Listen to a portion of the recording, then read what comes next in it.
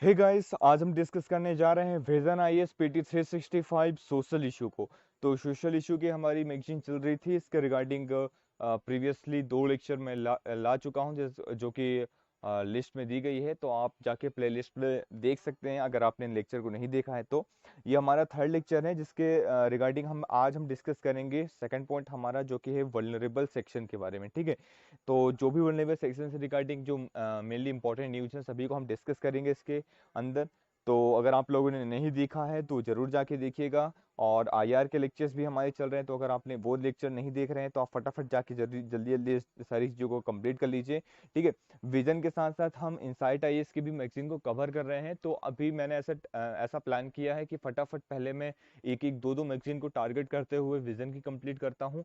जैसे ही हमारी आईआर की और ये सोशल इश्यू कंप्लीट होती है, नेक्स्ट हम मूव करेंगे थर्ड मैगजीन की तरफ, और फोर्थ इकोनॉमी और जो है साइंस एंड टेक। और उसके साथ में मैं आपकी जो प्रीवियसली पॉलिटी और इन्वायरमेंट की जो मैगजीन रह गई थी इनसाइट के अंदर, वो भी डिस्कस करूंगा। ठीक है, तो कोई भी पॉइंट जो है छूटने नहीं वाला है, तो बिल्कुल आप लोग घबराने की जरूरत नहीं है।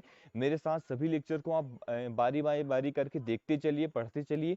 ठीक है, और अपनी अंडरस्टैंडिंग को एनहेंस करते हुए चलिए। ठीक है, तो चलिए हम बात करते हैं विदाउट एनी डिले। जो हमारा लेक्चर है वो है अदर वल्नरेबल सेक्शन के बारे में। तो जितने भी वल्नरेबल सेक्शन हो जाते हैं वो उसके बारे में हम डिस्कस करते हैं। देखिए, सबसे इंपॉर्टेंट हो जाता है, पहला हमारा आर्टिकल है transgender person protection of right act 2019। तो अगर मैं बात करता हूं ट्रांसजेंडर की, ठीक है, सबसे पहले तो डेफिनेशन आता है, who is a transgender. Transgender person होते कौन है, हम किन्हें ट्रांसजेंडर कहते हैं, काफी ज्यादा इंपॉर्टेंट हो जाता है। तो सबसे पहले इसको ये जो है बिल यहाँ पे रिसेंटली जो है पार्लियामेंट में पास हुआ है, इनके प्रोटेक्शन से रिलेटेड, इनके राइट से रिलेटेड। लेकिन बिफोर दैट हम एक सुप्रीम कोर्ट का जजमेंट पढ़ते हैं, जो कि जिसे हम कहते हैं NALSA versus union of India 2004 का केस है। तो ये केस आपको यहाँ पे याद रखना है। कौन सा केस याद रखना है? NALSA versus union of India 2014 का केस।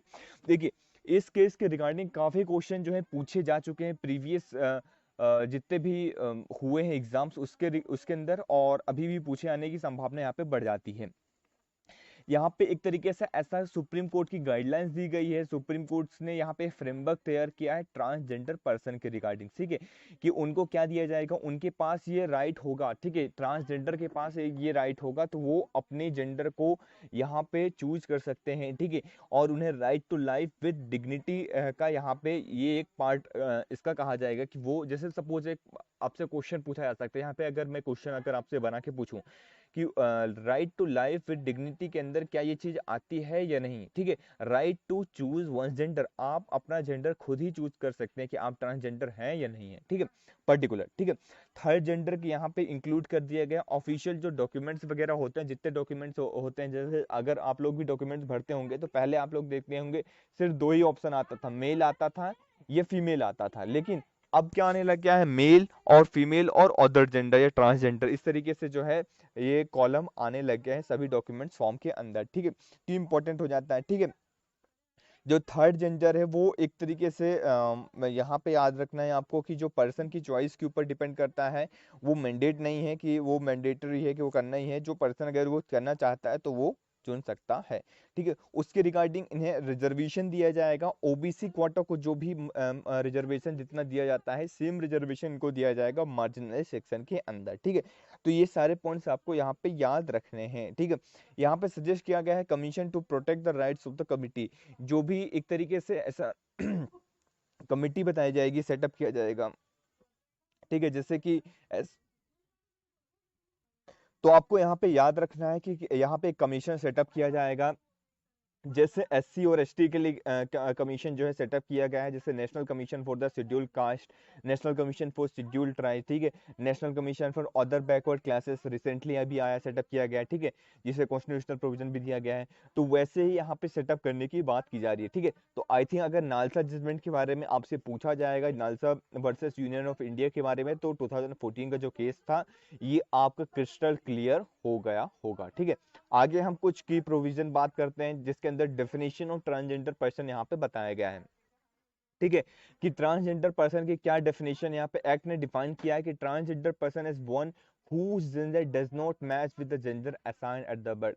जो बर्थ के टाइम पे हमें जेंडर मिलता है, मतलब एक तरीके से ऑलरेडी देखने में जो जेंडर होता है वो मैच ना हो रहा हो, ठीक है। जैसे सपोज जो फीमेल है उसके अंदर जो ऐसे मेल वाली फीलिंग आ रही हो, या मेल है पर्टिकुलर उसे जो फीमेल वाली फीलिंग आ रही हो, ठीक है, या इस तरीके से उसे हम क्या कहेंगे, ट्रांस मैन कहेंगे, ट्रांस वुमेन कहेंगे, ठीक है। इंटरसेक्स वेरिएशन अलग अलग तरीके से हो सकता है, ठीक है, जेंडर क्यूयर्स, ठीक है। इन्हें जो होगा पर्सन विद सोशल आइडेंटिटी, यहाँ पे किन्नर, हिजरा, इस तरीके से जो है नाम दिए गए हैं, ठीक है। तो ये सारे पॉइंट्स आपको यहाँ पे याद रखने। तो ट्रांसजेंडर पर्सन की डेफिनेशन आपको समझ में आ गई होगी कि बर्थ के टाइम जो आपको जेंडर दिया जाता है वो जेंडर आपका मैच नहीं हो रहा है एक तरीके से, ठीक है, आपके अंदर से, तो उसे हम कहते हैं ट्रांसजेंडर पर्सन। अब यहाँ पे याद रखना है प्रोहिबिशन अगेंस्ट द डिस्क्रिमिनेशन। यहाँ पे अगर कोई ट्रांसजेंडर पर्सन से डिस्क्रिमिनेशन करता है तो वहां पे इसको सजा का प्रावधान है। यहाँ पे 8 प्रकार की डिस्क्रिमिनेशन के बारे में बताया गया है। तो 8 टाइप ऑफ डिस्क्रिमिनेशन आपको देखना है, ठीक है। कौन कौन से हैं? जैसे transgender person including denial service, कौन कौन से अनफेयर ट्रीटमेंट अगर करता है एजुकेशन के अंदर, एम्प्लॉयमेंट के अंदर, हेल्थ केयर के अंदर, ठीक है। ये रटते जाइए आप, ठीक है, इसको ऐसा वो करने की जरूरत नहीं, आप याद कर लीजिए। एजुकेशन के अंदर, ठीक है, एम्प्लॉयमेंट के अंदर, हेल्थ केयर के अंदर, पब्लिक गुड्स एंड फैसिलिटीज के अगर कोई अगर देने से मना करता है या कुछ इस तरीके से कहता है, पब्लिक गुड्स के अंदर पार्टिसिपेट नहीं करने देता, ठीक है। मूवमेंट में कोई रोकता है कि आने जाने नहीं देता, सपोज कोई गांव है एक पर्टिकुलर, पहले ये चीज बहुत हुआ करती थी, वहां ट्रांसजेंडर पर्सन का घुसना मना है, आना मना है, जाना मना है। तो अगर इस तरीके से मूवमेंट अगर रिस्ट्रिक्ट कर रहे हैं कहीं पे भी, तो वो उनके राइट्स का हनन होगा एक तरीके से। अगर उन्हें रहने से मना कर रहे हैं, कोई रेंट, अगर पता चला कि आपको कि कोई ट्रांसजेंडर पर्सन रेंट में आया है, अब बिकॉज ऑफ कि वो ट्रांसजेंडर है, आप उसे वो क्या रेंट में नहीं दे रहे हैं या प्रॉपर्टी ऑन नहीं कर पा रहे हैं, तो ऐसी कंडीशन यहाँ पे उनका राइट का उल्लंघन होगा, ठीक है। तो ये सारी डिस्क्रिमिनेशन में सजा दी जाएगी, ये बताया गया। यहाँ पे बताया गया opportunity to hold the public and private office, यहाँ पे बताया गया कि वो कोई भी पब्लिक और प्राइवेट ऑफिस को होल्ड कर सकती है, ठीक है। जैसे आईएएस ऑफिसर, आईपीएस ऑफिसर, किसी भी पोस्ट में वो जा सकते हैं, कहीं पे भी जा सकते हैं, हर प्रकार का उन्हें यहाँ पे अधिकार दिया जाता है, राइट्स दिया जाता है। कोई भी गवर्नमेंट सर्विसेज, कोई भी प्राइवेट एस्टेब्लिशमेंट जो कस्टडी वगैरह होता है, वहां पे वो जा सकती हैं, जॉब कर सकती हैं, ठीक है। ये चीज आपको यहाँ पे याद रखना है। तो हर प्रकार की, जिस तरीके से सिंपल एक मेल और फीमेल जो फर्स्ट और सेकंड मतलब एक तरीके से जेंडर हैं, उन्हें जो जो भी राइट्स उनके हैं वो सारे राइट्स इनको दिए गए हैं, ठीक है। तो ये आपको यहाँ पे याद रखना है।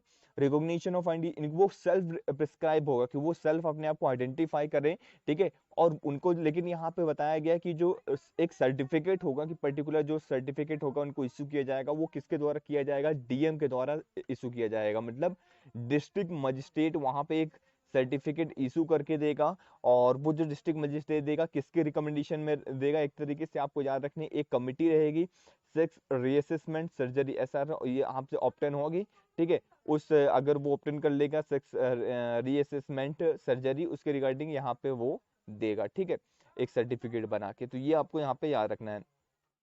अगर कोई भी, याद रखिएगा, कोई भी अगर यहाँ पे ऑफेंसेस करता है, तो ऑफेंस और पेनल्टीज की यहाँ पे पेनल्टीज दी गई हैं, सारी पेनल्टीज आपको याद रखना है, ठीक है, कि इस तरीके से उसको डिस्क्रिमिनेशन करता है, ठीक है, पेनल्टीज। तो यहाँ पे याद रखिएगा, बिटवीन से 6 महीने से लेकर मिनिमम 6 महीने तक और मैक्सिमम 2 साल तक की सजा दी जा सकती है, और साथ में फाइन दिया जा सकता है अगर उसे फोर्स्ड और बॉन्डेड लेबर अगर किया जाता है, ठीक है। मतलब एक फोर्सफुली तरीके से उसे लेबर बनाया जाता है, या बॉन्डेड लेबर जैसे हम कहते हैं। बॉन्डेड लेबर मतलब, लेबर मतलब एक तरीके से लेबर का काम तो आप ले रहे हैं लेकिन उन्हें पैसा नहीं दे रहे हैं, ठीक है, सिर्फ खाने बस के मिल रहा है, वो जिंदा रह रहा है, बस हो गया, उसे उसका अधिकार नहीं दिया जा रहा है, मनी नहीं दिया रही। तो ऐसे ऐसी कंडीशन में, और फोर्सफुली अगर लेबर आप करवा रहे हैं, ठीक है, तो ऐसी कंडीशन में ये पेनल्टीज होगी, ठीक है। इसके अंदर कुछ चीजें एक्सक्लूड है, जैसे जहाँ पे कंपलसरी गवर्नमेंट सर्विसेज वगैरह हैं, ये पर्टिकुलर अगर इस गवर्नमेंट सर्विसेज के अंदर गई तो आपको वो चीज करना ही पड़ेगा, तो वो यहाँ पे एक्सक्लूड है, ठीक है।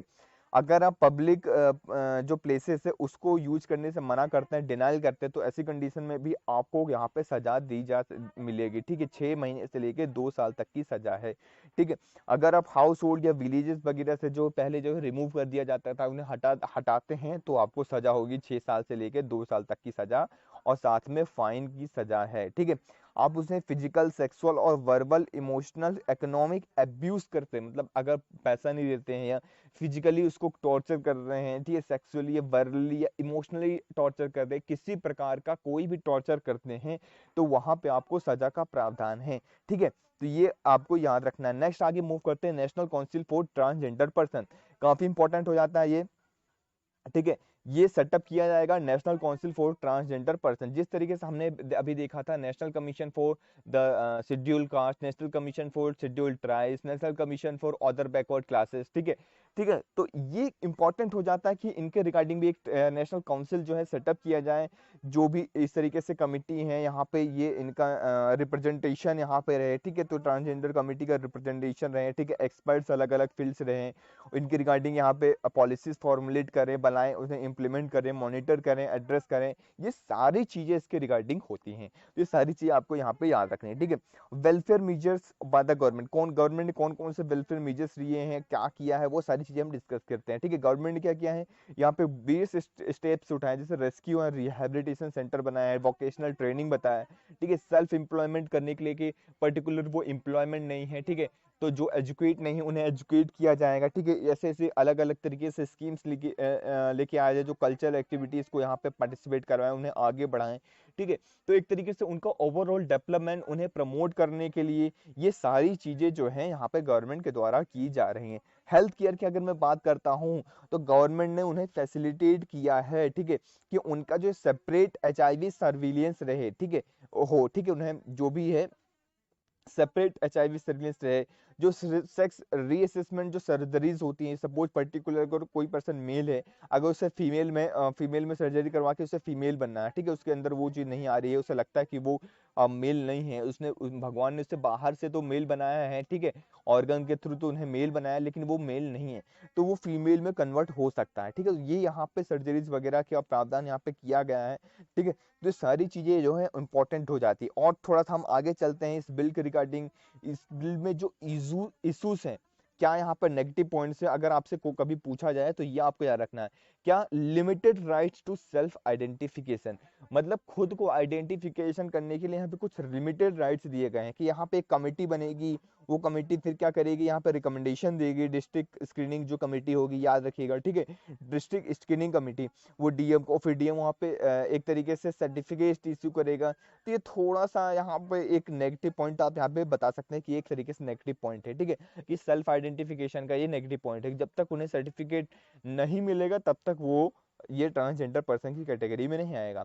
नो रिव्यू मैकेनिज्म यहाँ पे दिया गया है कि रिव्यू नहीं किया जा सकता है। ठीक है, ट्रांसजेंडर पर्सन का डिनाइड सर्टिफिकेट आइडेंटिटी अगर वो कभी बाद में भी चेंज होना चाहते हैं तो वो चीज यहाँ पे नहीं दी गई है। ठीक है, does not make a provision affirmative action, जो भी अफर्मेटिव एक्शन है अगर ऐसा होता है एम्प्लॉयमेंट और एजुकेशन, ठीक है, despite supreme court NALSA judgment के अंदर ही ये चीज दी गई है, बिल के अंदर ये चीज नहीं आई। ठीक है, तो नालसा जजमेंट आपने देखा, नालसा जजमेंट के अंदर ये चीज एजुकेशन वगैरह ये सारी चीजें मेंशन है, पर यहाँ पे बिल में ऐसी कोई भी चीज मेंशन नहीं है। एजुकेशन के रिगार्डिंग, एम्प्लॉयमेंट के रिगार्डिंग ये सारी चीज आपको याद रखना है। ठीक है, नेक्स्ट आगे मूव करते हैं। जो हमारा नेक्स्ट है वो है national council for transgender person, NCT. NCT जो है national council for transgender person की अगर मैं बात करता हूँ, काउंसिल है, इसके अंदर कौन कौन से लोग जो है कंसिस्ट होते हैं, किससे मिलकर ये एनसीटी बनता है, तो याद रखना union minister for social justice chairman रहते हैं। ठीक है, सोशल जस्टिस वो क्या कर रहे हैं, जस्टिस कर रहे हैं, सोशली जस्टिस जो कर रहे हैं। ठीक है, तो यूनियन के जो मिनिस्टर रहेंगे वो यहाँ पे चेयरमैन रहेंगे। ठीक है, और वाइस जो चेयरमैन रहेगा मिनिस्टर ऑफ स्टेट और सोशल जस्टिस, यहाँ पे वाइस चेयरमैन रहेंगे। सेक्रेटरी ऑफ जो मिनिस्ट्री ऑफ सोशल जस्टिस, सभी सोशल जस्टिस से रिलेटेड है। ठीक है, तो ये आपको याद रखना है, सभी जो है सोशल जस्टिस से रिलेटेड है, तो ये सारी जो है यहाँ पे याद रहेगा। ठीक है, एक एक रिप्रेजेंटेशन आपको यहाँ पे याद रखना है। ठीक है, तो एक एक जो रिप्रेजेंटेशन रहेगा वो कहाँ कहाँ से रहेगा, हेल्थ से रहेगा, होम अफेयर से रहेगा, ह्यूमन रिसोर्स से डेवलपमेंट रहेगा। ठीक है, तो एक एक रिप्रेजेंटेशन अलग अलग जगह से ये यहाँ पे रहेगा। ठीक है, तो ये सारे पॉइंट्स आपको यहाँ पे याद रखने हैं। ठीक है, और कुछ मेंबर्स इसके अंदर इंक्लूड रहेंगे, जैसे रिप्रेजेंटेशन फ्रॉम नीति आयोग देखने को मिलेगा, नेशनल ह्यूमन राइट कमीशन से रिप्रेजेंटेशन मिलेगा। ठीक है, स्टेट गवर्नमेंट यहाँ पर रिप्रेजेंट कर सकते हैं। ठीक है, 5 member from the transgender committee से 5 मेंबर रहेंगे। ठीक है, 5 एक्सपर्ट्स रहेंगे फ्रॉम एनजीओस वगैरह से। तो देखिए बहुत ही बड़ा एक तरीके से यहाँ पे कमेटी बन जाती है, जहाँ पे बहुत ही ज़्यादा एक्सपर्टाइज देखने को मिलती है, अलग अलग जगह से अलग अलग जो मेंबर यहाँ पर रिप्रेजेंट करते हैं। ठीक है, तो ये हमने बहुत ही डिटेल में डिस्कस किया, तो आई थिंक आपको ये चीज़ क्लियर हो गई होगी। और मैं एक्सपेक्ट करता हूं कि इसके रिगार्डिंग कोई भी क्वेश्चन अगर आपसे एग्जाम में पूछा जाएगा तो आप उसे जरूर सॉल्व कर लेंगे। ठीक है, अगर फिर भी आपको कोई भी प्रॉब्लम होती है तो कमेंट सेक्शन में जरूर बताइएगा। ठीक है, चलिए नेक्स्ट मूव करते हैं, the rights of a person with disability act 2016। ठीक है, यहाँ पे बात कर रहा हूँ rights of a person, person के राइट्स की बात कर रहा हूँ जिसके जो डिसेबिलिटी है। तो एक्ट यहाँ पे निकल के आया 2016 का, तो इसके रिगार्डिंग हम सारे पॉइंट्स को डिस्कस करते हैं। तो rights of the person with disability act 2016 हमें क्या बताता है कि डिसेबिलिटी की एक तरीके से डेटा को यहाँ पे ये प्रोवाइड करवाता है। यहाँ पे देखिए इंडियन जो है, इंडियन जो पर्सन है जो डिसेबल है, याद रखना है आपको कि 2.1%, देखिए टोटल पॉपुलेशन का 2.1% जो पॉपुलेशन है वो वहाँ पे इंडिया के अंदर जो है डिसेबल है, ये याद रखना है पहली बात। इसके अंदर जो मैन डिसेबिलिटी है वो ज़्यादा है विद रिस्पेक्ट टू वुमेन के डिसेबिलिटी जो है, मैन जो डिसेबिलिटी है वो कितनी 56% है, ऑल द वुमेन जो है वो 44% डिसेबल है यहाँ पे। तो ये परसेंटेज आप कहीं पे भी कॉट कर सकते हैं, मेंशन कर सकते हैं, इसलिए आपको इंपॉर्टेंट हो जाता है, याद रखना है। नेक्स्ट अब हम एक्ट्स के बारे में डिस्कस करते हैं, इस एक्ट के अंदर इनके रिगार्डिंग क्या प्रोविजन निकल के आया है, गवर्नमेंट ने क्या क्या स्टेप्स लिए हैं इसके रिगार्डिंग। तो यहाँ पे ये सबसे पहले याद रखना है आपको 1995 का जो एक्ट था जो कि फुल पार्टिसिपेशन था उसको रिप्लेस करता है, पर्सन विद डिसेबिलिटी एक्ट। ठीक है, तो ये आपको याद रखना है। यूनाइटेड नेशन के अंदर कन्वेंशन के अंदर rights of the person with disability यहाँ पे मेंशन है कि किस तरीके से डिसेबिलिटी जो डिसेबल पर्सन है उनके क्या क्या राइट्स हो सकते हैं, कुछ एक्स्ट्रा राइट्स उनको दिए गए हैं। तो ये सारी चीजें यहाँ पे मेंशन है, जैसे कि फ्रेंडली वर्क प्लेस होना चाहिए उनके रिगार्डिंग। जैसे आप लोगों ने देखा होगा कि कहीं पे भी आप अगर स्कूल्स वगैरह में जाते हैं तो जो सीढ़ियाँ रहती हैं, एक तरफ सीढ़ियाँ और एक तरफ एक तरीके से ऐसा रोलिंग टाइप का बना रहता है कि वो जो ऐसे लोग हैं जो चल नहीं सकते हैं, ठीक है, दिव्यांगजन है, तो वो वहाँ से जा सकें। ठीक है, उन्हें ऐसे व्हील चेयर के थ्रू या उस तरीके से हॉस्पिटल्स वगैरह में भी ये सारी चीज़ें देखी होंगी। ठीक है, तो यूएन कन्वेंशन के ये सारे राइट्स के अंदर आते हैं, तो यहाँ पे स्टैब्लिश किया जाए ऐसे वर्क प्लेस यहाँ पे क्रिएट किया जाए जैसे फ्रेंडली हो। ठीक है, सेकंड हम बात करते हैं इस एक्ट के रिगार्डिंग। पहले जो था 7 तरीके की डिसेबिलिटी इसके अंदर जो एग्जिस्ट थी आती थी, वो 7 से हमने क्या कर दिया, इंक्रीज करके 21 कर दिया है। तो अब इसके अंदर इंक्लूड हो गए 21 टाइप्स ऑफ डिसेबिलिटीज। ठीक है, अब यहाँ पे याद रखना है बेंचमार्क डिसेबिलिटी आपसे इंपॉर्टेंट हो जाता है। व्हाट इज बेंचमार्क डिसेबिलिटी, जो पर्सन 40% से ज्यादा डिसेबल है, याद रखिएगा कितने किससे ज्यादा, 40% से ज्यादा डिसेबल है उसे यहाँ पे पर्सन विद डिसेबिलिटी जो है मेंशन किया जाएगा। ठीक है, एडिशनल इसको रिगार्डिंग कुछ बेनिफिट्स दिए जाएंगे, जैसे कि reservation in the higher education institute हो गया। ठीक है, गवर्नमेंट जॉब्स के अंदर रिजर्वेशन हो गया। ठीक है, एलोकेशन ऑफ लैंड दिया जाएगा, पॉवर्टी एलिवेशन। ठीक है, सोचिए 40% कोई बंदा अगर डिसेबल है मतलब बहुत बड़ी बात होती है। 100% डिसेबल मतलब पूरी तरीके से खत्म ही हो गया वो, है ना। अब उसमें आप सोचिए कोई 40% जो डिसेबल अगर पर्सन है तो कितनी बड़ी बात होती है, तो उसे ये सब करवाना काफी इंपॉर्टेंट हो जाता है।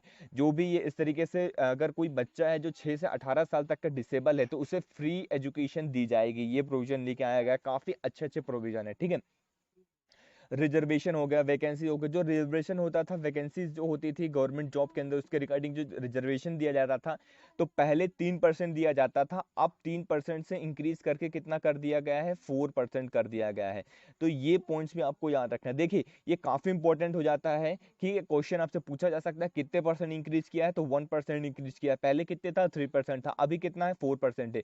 ठीक है, तो ये इंपॉर्टेंट हो जाता है, ये सारे पॉइंट्स आपको यहाँ पे याद रखने हैं। ठीक है, आगे चलते हैं, इसके अंदर क्या चीजें लिखी है, यहाँ पे बॉट किया कि प्राइवेट एस्टेब्लिशमेंट हो गए, ठीक है, अलग अलग जगह पे हो गए, तो जैसे ऑब्लिगेशन कुछ रूल्स यहाँ पे बनाए जाए उनके रिगार्डिंग। ठीक है, तो ये सारी चीजें जो पर्सन विद डिसेबिलिटीज वहाँ पे काम कर सके, ये सारी चीजें यहाँ पे लाई गई हैं। ठीक है, थोड़ा सा आगे चलते हैं, यहाँ पे ब्रॉड बेस, यहाँ पे सेंट्रल जो है एडवाइजरी एक बोर्ड यहाँ पे स्टैब्लिश किया है, disability are set to be serve as apex policy making bodies.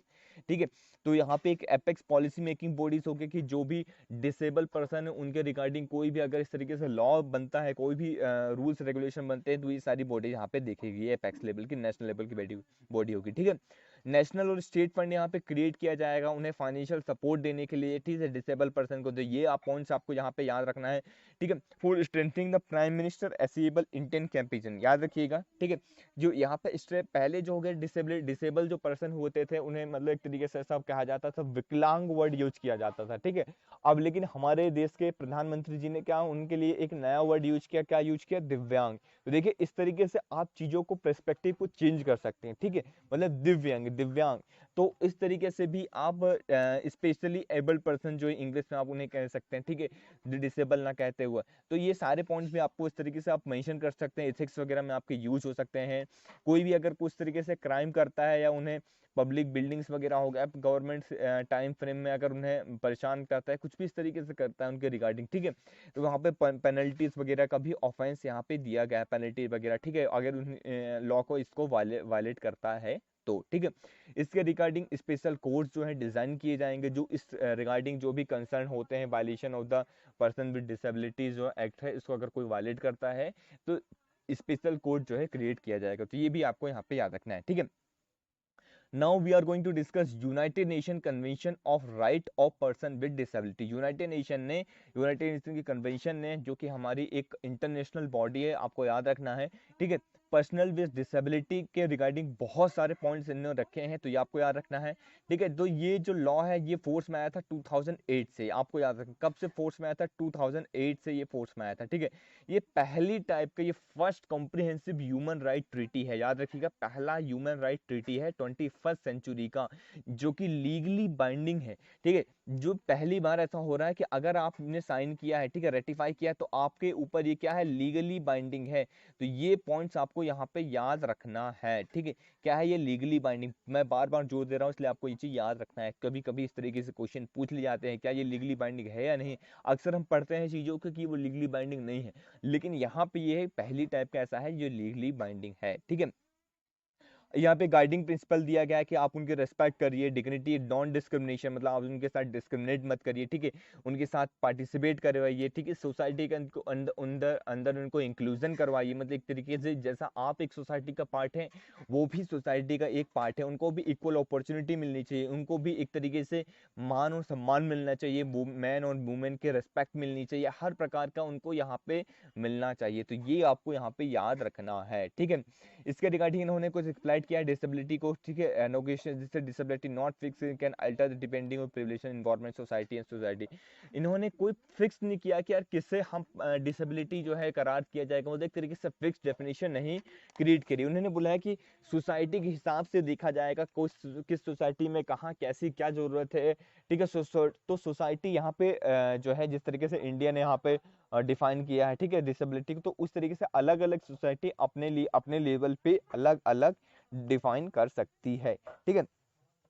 India ने जो है रेटिफाई किया इनके कन्वेंशन को, एसेसिबल इंडिया कैंपेन। तो इंडिया ने कैंपेन याद रखिएगा, सुगम्य भारत अभियान, याद रखिएगा क्या है, सुगम्य भारत अभियान। सुगम मतलब सरल, ठीक है। अगर ये एक हिंदी वर्ड है तो आपको समझना है आपको क्या है, जैसे कि जो भी इस तरीके से स्कीम्स वगैरह उससे आपको थोड़ा सा रिलेट करते हुए चलना है, तो आप कभी नहीं भूलेंगे, ठीक है। तो नेशन वाइड फ्लैग से भी कैंपेन है, याद रखना है आपको। यूनिवर्स एसेसिबिलिटी यहाँ पे किया जाएगा, जो भी पर्सन इनेबल किया जाएगा, जो भी पर्सन विद डिसेबिलिटी है, ये किस डिपार्टमेंट के द्वारा लॉन्च की जाएगी, तो department of empowerment of a person with disability, ठीक है, ministry of social justice and empowerment के द्वारा इसको लॉन्च किया जाएगा। तो ये पॉइंट्स आपको यहाँ पे याद रखने हैं, ठीक है। आगे चलते हैं, इसके अंदर तीन इंपॉर्टेंट कंपोनेंट्स है, बहुत ही ज्यादा तीन इंपॉर्टेंट कंपोनेंट्स है, कभी कभी आपसे एग्जाम में पूछा जा सकता है, जैसे कि बिल्ड इन्वायरमेंट एसेसिबिलिटी।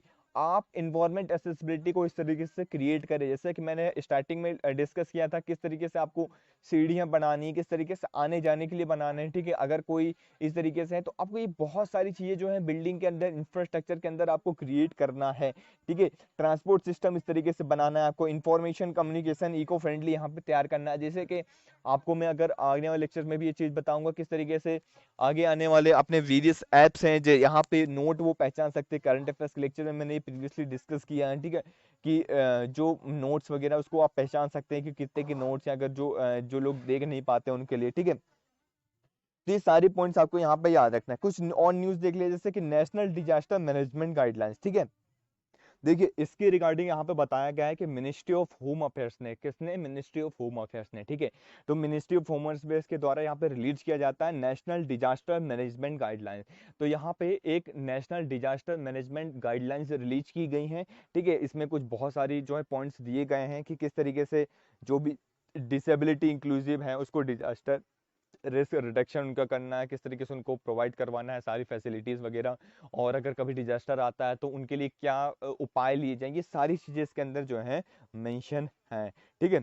तो इंपॉर्टेंट हो जाता है आपके एग्जाम के पर्सपेक्टिव से। थोड़ा सा और आगे चलते हैं, इसकी गाइडलाइंस में यहाँ पे प्रोवाइड किया गया प्रैक्टिकल डायरेक्शन के, किस तरीके से हम उसे इंप्लीमेंट करेंगे, मैकेनिज्म है, ठीक है। स्टेक होल्डर्स को अगर आजू बाजू, ठीक है, जो भी रहते हैं जैसे पुलिस स्टेशन वगैरह हो गया, ठीक है, तो वो क्या स्टेप्स लेंगे अगर कोई वहां पर डिजास्टर, मतलब एक तरह डिजास्टर आता है, कभी कुछ इस तरीके से होता है, तो उनके रिगार्डिंग जो विकलांग लोग हैं, जो दिव्यांग जन हैं, ठीक है, जो भी डिसेबल पर्सन है, तो उनके लिए रिगार्डिंग जो भी प्रोविजन, ये सारे इसके अंदर मेंशन है, ठीक है।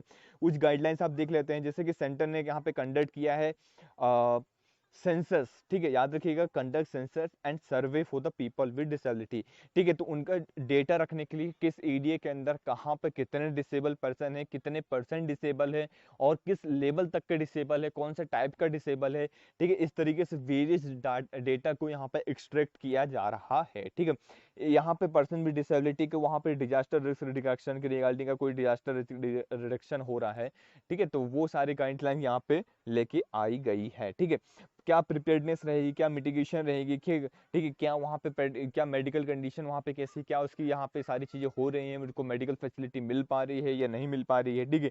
अर्ली वार्निंग सिस्टम यहाँ पे क्रिएट किया जाएगा इंटेलेक्चुअल डिसेबिलिटी के लिए, ठीक है। सपोज अगर आपके आसपास भी कोई डिसेबल पर्सन रहता है तो आप लोग भी कोशिश करिए कि उनकी आप हेल्प कर पाए ज्यादा से ज्यादा, ठीक है। तो ये एक मानवता के भाव से भी आप ये सारी चीजें कर सकते हैं, ठीक है। तो ये हमने डिस्कस किया, और आई थिंक आपको ये चीज समझ में आ गई होगी। इसके रिगार्डिंग कोई भी क्वेश्चन आपसे अगर आपसे पूछा जाए तो आप देने में सक्षम होंगे, ठीक है। नेक्स्ट आर्टिकल हम मूव करते हैं यहाँ पे, maintenance and welfare of the parents and senior citizen amendment bill 2019। काफी ज्यादा इंपॉर्टेंट हो जाता है maintenance and welfare of the parents, मतलब आपको पेरेंट्स का मेंटेनेंस एंड वेलफेयर करना है सीनियर सिटीजन का, ठीक है। वैसे भी एक सिंपल सी चीज है, अगर आप मतलब आपकी माँ बाप ने सोची आपके लिए कितनी तकलीफें उठा रहे हैं, ठीक है, आज आपको पढ़ाने के लिए, आज आपको उस लेवल तक पहुंचाने के लिए, लेकिन उसके बाद अगर आप उनके साथ एक तरीके से धोखा ही कह सकते हैं, आपके अगर धोखा होगा, आप उनके साथ धोखा कर रहे हैं, चीट कर रहे हैं, ठीक है, कि उनको एक तरीके से जो भी उनकी रिक्वायरमेंट उनको फुलफिल नहीं कर पा रहे हैं, एक टाइम पे आप काबिल बन गए, ठीक है, देखिए आपके साथ भी ये चीज हो सकती है आने वाले टाइम में, ठीक है। तो ये चीज को आपको भी समझना होगा, ठीक है। तो यहाँ पे हम बात करते हैं, टाइम को वेस्ट ना करते हुए, यहाँ पे डिसेबिलिटी विद पर्सन की यहाँ पे पेरेंट्स की जो डेफिनेशन है, ठीक है, उसको चेंज किया गया, ठीक है। चिल्ड्रन की जो डेफिनेशन है उसको चेंज किया गया, ठीक है। तो वेरियस चीजों को इसके रिगार्डिंग चेंज किया गया है, ठीक है। अब हम देखते हैं maintenance and welfare of the parents and senior citizen, जो उनकी मेंटेनेंस होगी, ठीक है, वेलफेयर, उनके वेलफेयर के लिए, पेरेंट्स के लिए और सीनियर सिटीजन के लिए 2000 एक्ट में यहाँ पे क्या क्या दिया गया था, ठीक है। चिल्ड्रन के अंदर इंक्लूड होंगे son, daughter, grandson and grand daughter. याद रखिएगा कौन कौन रहेंगे चिल्ड्रन के अंदर 2007 के एक्ट के रिगार्डिंग, ठीक है। तो याद रखना है ये 2019 का बिल है, लेकिन ये 2007 के एक्ट के रिगार्डिंग में बता रहा हूँ। आगे मैं आपको ये यहाँ पे सारी चीजें भी और आगे यहाँ पे बताऊंगा, ठीक है। तो यहाँ पे आपको याद रखना है कौन कौन है, सन है, डॉटर है, ग्रैंडसन है और ग्रैंड डॉटर है, तो ये सारी, ठीक है। दो बिल ने इस डेफिनेशन को एक्सपेंड कर दिया गया है, और चिल्ड्रन की डेफिनेशन के अंदर स्टेप चिल्ड्रन पहले नहीं था, एडॉप्टिव चिल्ड्रन, अगर कोई एडॉप्टिव चिल्ड्रन है, ठीक है, स्टेप चिल्ड्रन है, ठीक है, चिल्ड्रन इन लॉज हैं, ठीक है, तो ये सारे इसके अंदर इंक्लूड होंगे। जो और कोई अगर लीगल गार्जियन है, लीगल गार्जियन और माइनर चिल्ड्रन है, तो वो सारे इसके अंदर इंक्लूड होंगे, ठीक है। पेरेंट्स की डेफिनेशन, तो यहाँ पे हमने चिल्ड्रन की डेफिनेशन को देख लिया। Now we are going to discuss the parents definition. तो यहाँ पे जो पेरेंट्स की जो डेफिनेशन है 2007 के एक्ट के रिगार्डिंग, पहले होता था फादर इंक्लूड होते थे, मदर इंक्लूड होते थे, बायोलॉजिकल और एडॉप्टिव स्टेप सन्स, ठीक है। तो ये सारे यहाँ पे इंक्लूड होते थे, ठीक है, स्टेप मदर, ये सारे जो है पेरेंट्स की कैटेगरी के अंदर आते थे, ठीक है। लेकिन अब यहाँ पे कौन कौन इंक्लूड हो चुके हैं, याद रखिएगा, बिल ने इंक्लूड किया है पेरेंट्स इन लॉ को, ठीक है, और ग्रैंड पेरेंट्स को भी इन यहाँ पे इंक्लूड किया है। तो ये सारे पॉइंट आपको यहाँ पे याद रखने हैं, ठीक है। और हम बात करते हैं कुछ रिलेटिव की, ठीक है। तो रिलेटिव मीन्स क्या होता है, कोई भी लीगल हायर जो कि जो चाइल्डलेस है, ठीक है। सपोज कोई पर्सन है ऐसा है जिसके कोई बच्चा नहीं है कोई भी, ठीक है। तो जो चाइल्डलेस है, ठीक है, तो वहां पे यहाँ पे चीज बताया गया है जो senior citizen who is not a minor, ठीक है, याद रखिएगा, जो senior citizen who is not a minor and is in the position of the wood inherited property after his death. Suppose particular, जैसे कि एक एग्जांपल दूं अगर मैं, सपोज एक एग्जांपल अगर लेते हैं, कोई पर्टिकुलर ए पर्सन है, ठीक है, पर्सन ए है और उसका कोई ब्रदर है पर्सन बी। अब ए और बी क्या है, दोनों भाई भाई हैं, ठीक है। ए का कोई ए की संतान हो गई है, ए के चिल्ड्रन से, लेकिन बी का कोई नहीं है, ठीक है। तो ये जो चिल्ड्रन, इनकी जो प्रॉपर्टी होगी, बी की प्रॉपर्टी होगी, वो भी प्रॉपर्टी किसको मिलेगी, ए के चिल्ड्रन को मिलेगी, ठीक है। तो ये जो हो जाते हैं इनके पेरेंट्स की कैटेगरी में आ जाते हैं, मतलब ये जो बच्चे हो गए, ए के जो भी चिल्ड्रन होगी, इनकी जिम्मेदारी होगी कि ये बी का देखभाल करें, ये उनकी सहायता करें, उनकी हेल्प करें, ठीक है। तो ये इंपॉर्टेंट हो जाता है, क्योंकि देखिए सिंपल से चीज है, बी की जो प्रॉपर्टी अगर उनकी डेथ के बाद, उनके जाने के बाद उनकी प्रॉपर्टी अगर आपको मिल रही है, तो यहाँ पे ये चीज इंक्लूड हो जाती है। तो ये सारे पॉइंट्स आपको यहाँ पे याद रखना है, ठीक है। सीनियर सिटीजन की अगर मैं बात करता हूँ, तो कोई भी पर्सन इंडिया के अंदर जो 60 एबव है, ठीक है, जो रिटायर हो चुका है या फिर एज ऑफ 60 साल से ऊपर है, तो उसे हम क्या कहेंगे, सीनियर सिटीजन कहेंगे, ठीक है। तो ये आपको यहाँ पे याद रखना है, ठीक है। अगर मैं बात करूं मेंटेनेंस की, ठीक है, तो इसके अंदर बहुत सारी चीजें इंक्लूड की गई, जैसे provision for the food, clothing, residence, ठीक है, मेडिकल अटेंडेंस, ठीक है। उन्हें एक तरीके से एक सिंपल से जो रिक्वायरमेंट होती है कि खाने की रिक्वायरमेंट होती है, तो उनको खाने की रिक्वायरमेंट दी जाए, ठीक है, फुलफिल किया जाए। रेसिडेंट रहने के लिए मेडिकल जो ट्रीटमेंट वगैरह हो गया, अगर कुछ ऐसा चल रहा है तो उनको दिया जाए। तो ये सारी चीजें जो उनको नॉर्मल लाइफ बीतनी चाहिए, ठीक है। तो ये सारे पॉइंट्स इसके अंदर क्लियर किए गए हैं, ठीक है। और इसमें बिल में एलोबरेट किया गया है, जैसे इंक्लूड किया, जैसे provision of health care facility, security हो गई, उनकी सेफ्टी हो गई, ठीक है, सीनियर सिटीजन की जो एक गुड लाइफ, आप जिसे कह सकते हैं ना कि गुड लाइफ जीने का एक तरीका जो होता है, वो सारी चीजें इसके अंदर मेंशन है कि एक डिग्निटी ऑफ लाइफ, ठीक है, यहाँ पे उनको प्रोवाइड किया जाए। अगर मेंटेनेंस ऑर्डर की मैं बात करता हूँ, तो अपर लिमिट जो हुआ करती थी मेंटेनेंस फी, पहले 10,000 हुआ करती थी इस एक्ट के अंदर, तो बिल ने यहाँ पे रिमूव कर दिया गया है अपर लिमिट को, मतलब अब 10,000 से ऊपर भी, जैसे मतलब पहले होता था अगर आपने कंप्लेन कर दिया, कुछ हो गया, तो मैक्सिमम अमाउंट 10,000 रुपीज हुआ करता था। तो वो जो मैक्सिमम अमाउंट है 10,000 रुपीज, अपर लिमिट को कट कर दिया गया है, मतलब 10,000 से ऊपर भी हो सकता है, ठीक है। तो ये चीज भी आपको यहाँ पे याद रखना है, ठीक है। कभी कभी इसके ऊपर भी क्वेश्चन जो है अराइज हो सकते हैं। कॉन्स्टिट्यूशन ऑफ मेंटेनेंस ट्रिब्यूनल की अगर हम बात करते हैं, ठीक है, कि स्टेट गवर्नमेंट के द्वारा एक तरीके से कॉन्स्टिट्यूट किया जाएगा ईच सब डिवीजन ट्रिब्यूनल, हर जगह पे सब डिवीजन ट्रिब्यूनल यहाँ पे क्रिएट किया जाएगा for the purpose of deciding order upon the maintenance, ठीक है, कि किस तरीके से मेंटेनेंस किया जाए, ठीक है। कोई भी जाके कंप्लेन करता है तो ये सारी चीज ये देखेंगे, ठीक है। तो ये सारे पॉइंट्स आपको याद रखना है। डिपॉजिट ऑफ मेंटेनेंस अमाउंट, ठीक है, अब कितना मेंटेनेंस अमाउंट जो है डिपॉजिट करेंगे, यहाँ पे वो देख लेते हैं हम कि द चिल्ड्रन और relative who is required to pay any maintenance, ठीक है, जो मेंटेनेंस, जैसे सपोज अगर कंप्लेन होती है उसके बाद उनको मेंटेनेंस जो फीस है देना पड़ेगी, तो यहाँ पे जो है विद इन द 30 दिन के अंदर जो डेट अनाउंस होती है, उसके 30 दिन के अंदर जो ट्रिब्यूनल करता है जो भी डेट अनाउंस, उसके 30 दिन के अंदर उनको मेंटेनेंस अमाउंट देना पड़ेगा, ठीक है। तो उस जो 30 दिन के अंदर जो हुआ करता था, वो पहले एक्ट 2007 के एक्ट में था, ठीक है, तो देना पड़ता था। अब वहां पे 30 दिन है, उसको कम करके कितना कर दिया गया है, 15 डेज कर दिया गया। तो यहाँ पे ये चीज रखना है, इस बिल ने क्या कर दिया है, 30 डेज से 15 डेज कर दिया गया है, ठीक है। तो ये सारे पॉइंट्स आपको याद रखना है कि कब से कितना और कैसा चेंज हुआ है, ठीक है। अपील्स देख लेते हैं, कोई भी सीनियर सिटीजन, पेरेंट्स हो गए, ठीक है, in case of aggrieved order tribunal, ठीक है, within 60 days from the date of order, ठीक है, जो डेट ऑफ ऑर्डर से अपील कर सकता है ट्रिब्यूनल के अंदर कि ये ऐसी इस तरीके से प्रॉब्लम जारी है, ठीक है। तो ये भी चीजें आपको यहाँ पे याद रखनी है, ठीक है। अब हम कुछ स्कीम्स देख लेते हैं, ठीक है, जो हमारी गवर्नमेंट के द्वारा स्कीम चलाई जा रही हैं, वो सभी स्कीम्स को हम फटाफट देख लेते हैं with respect to senior citizen, ठीक है। सीनियर सिटीजन के रिगार्डिंग कोई भी स्कीम जो है चल रही है, वो सभी स्कीम्स को हम एक तरफ से यहाँ पे देख लेते हैं, ठीक है। तो आपको याद करना, पहला है IPOP, मतलब integrated program for older person, ठीक है, जो भी ओल्डर, तो उनकी क्वालिटी ऑफ लाइफ को इंप्रूव करने के लिए, याद रखिएगा, क्वालिटी ऑफ लाइफ को इंप्रूव करने के लिए, ठीक है, ओल्डर पर्सन के प्रोवाइड किया गया है कुछ एमिनिटी, जैसे कि शेल्टर हो गया, फूड, मेडिकल केयर हो गया, एंटरटेनमेंट अपॉर्चुनिटी वगैरह हो गई, ये सारी चीजें यहाँ पे प्रोवाइड की जाएगी, ठीक है, कि एक बेसिक फैसिलिटी उनको दिया जाए, ठीक है।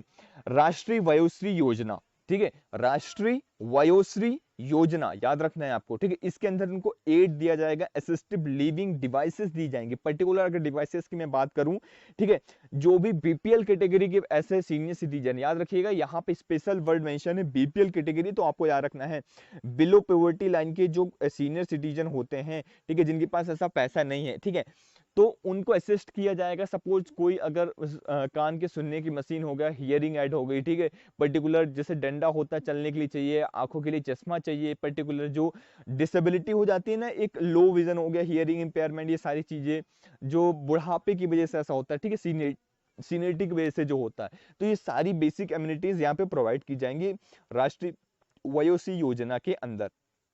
आगे चलते हैं, नेक्स्ट है हमारा Indira Gandhi national old age pension scheme. तो यहाँ पे नाम से समझ में आ रहा है पेंशन है, तो पेंशन यहाँ पे प्रोवाइड करवाई जाएगी, अंडर द फाइनेंशियल असिस्टेंट दिया जाएगा।